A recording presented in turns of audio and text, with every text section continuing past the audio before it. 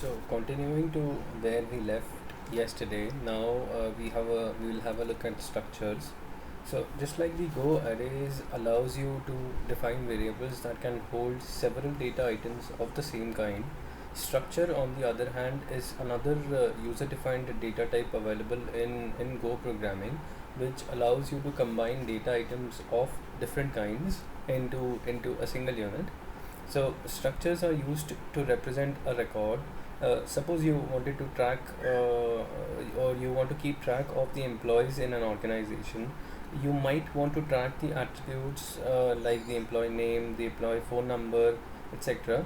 And in order to store them, you would probably create three or four different arrays, one for storing each of the employee attributes. So this way the code would become really difficult since you will have multiple arrays to maintain. In such a scenario, you may use a structure definition to combine multiple attributes which may be of different or same type to create a new user defined type, the instance of which will as a whole represent the data for an employee as a single unit. So to define a structure, you must use type and struct statements in Go. The struct statement defines a new data type which with multiple members in the program. The type statement binds a name with the type which is struct in our case.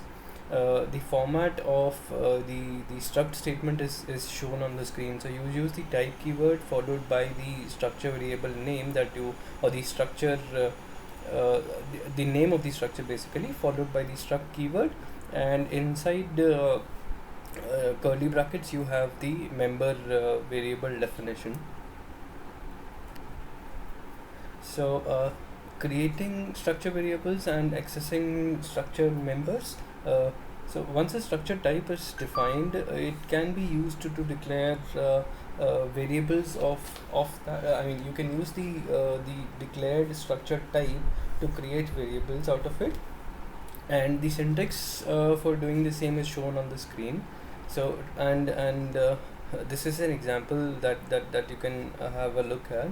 We give a variable name, and on the right hand side we use the structure variable type that we just defined, and followed by in curly brackets we provide the values depending on how many member variables does our structure type have. Here is an example.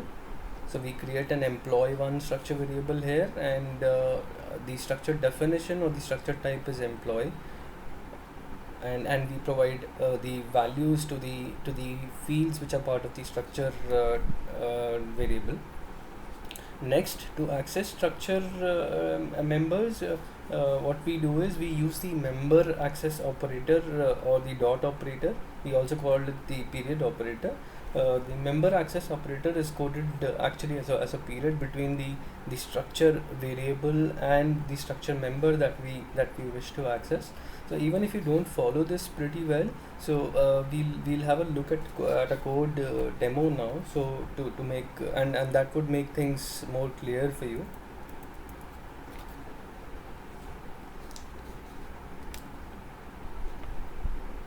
So yes, this is what I was referring to. This is how we have created a structure in our code. So we've used the type keyword followed by the name of the structure variable followed by the struct keyword, and we want our structure variable to carry three members inside it, which are name, code, and phone number, and we've declared a type for each of these as well. So if you see the this is how we have declared the employee type here. Next, if you see at line number 13, we create a structure variable using the syntax we just studied on the slide. We create a structure variable called employee one, and we use the type just defined in this code, which is employee. And then for each of the fields we assign we'll either provide an initialization value. on line number 16, we simply try to print the structure variable that we just created. One important thing that I would like to mention is, until now we haven't seen multiple. Until now we've actually seen multiple usages of the fmt.println function, where we have been passing strings, primitives, and now we've passed complex types like structure as well. So the way fmt.println function works is, it prints primitives and strings as is. For the complex types, it prints the output as per the rules I just mentioned on the screen here for reference. So the fmt.println will follow these rules while printing the complex types. Let me just run this once.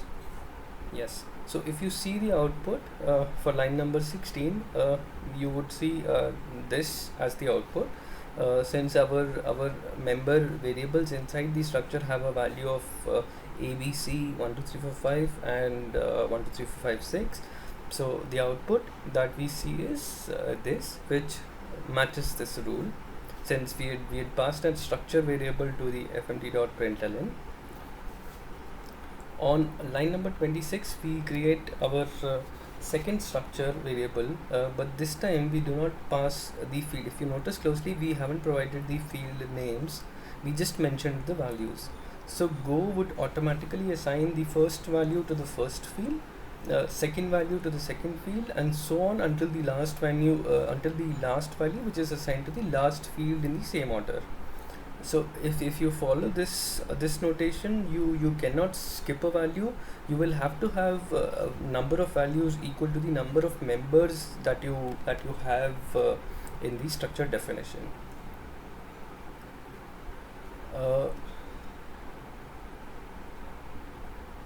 Also, one important thing here, so you cannot use a mix of this. I mean, the two approaches that we just did, one this, where we use the field name and the value, and the second one, this one, where we just provide the field, we just provide the values and not the field name. So you cannot use a mix of this.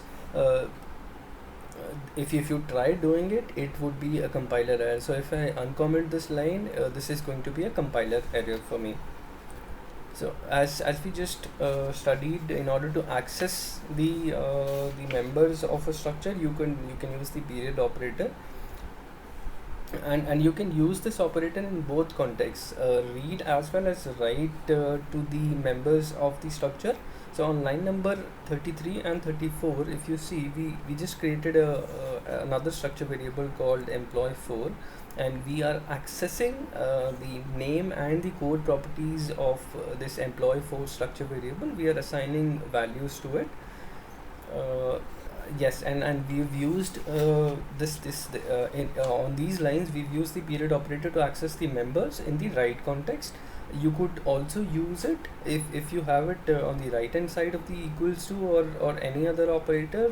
You could use them in the read context as well. So if you notice closely, we did not set the value of the since our structure definition has 3 fields in total, but we are setting values for only 2 of the members of the structure. So if we now try to print the structure variable just created, so if you see the output here, the value that the last field got was 0, and this is in line with what we discussed previously in our last lessons, that all the uninitialized variables get their default 0 values, and since our phone field, which we did not provide a value here, was of an integer type, it got a value as 0. At the end, just to show how we access the structure variables in a read context, we are printing the name member of the first structure variable that we created, employee1, and since we assigned it a value ABC, so the output that you see here is the employee1 has a name ABC.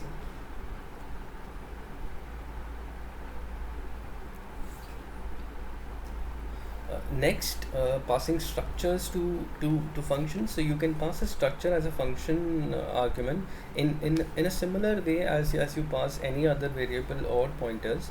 So let's have a look at a code directly to see how this works.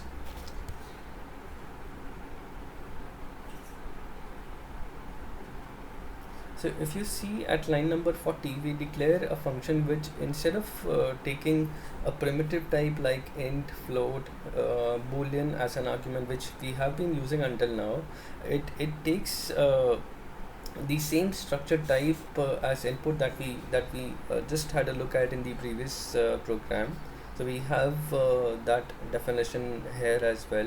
So this function takes, instead of taking a primitive type, it first refers to the, or it rather the signature mentions the name of the variable that this function expects, and then followed by the struct type that we just created.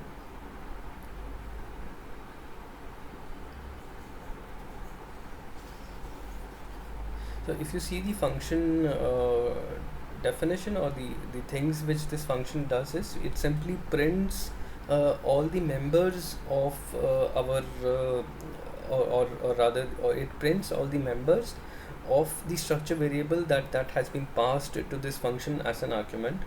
Additionally, it also tries to edit one of the members of the structure. We would see why I've done this. I've set it like this intentionally. So we'll have a look at as to why I have done this. If I go back to line number 14, we are again creating a structure variable. At line 17, we are calling the function which expects a structure variable as an input. Let me just run this.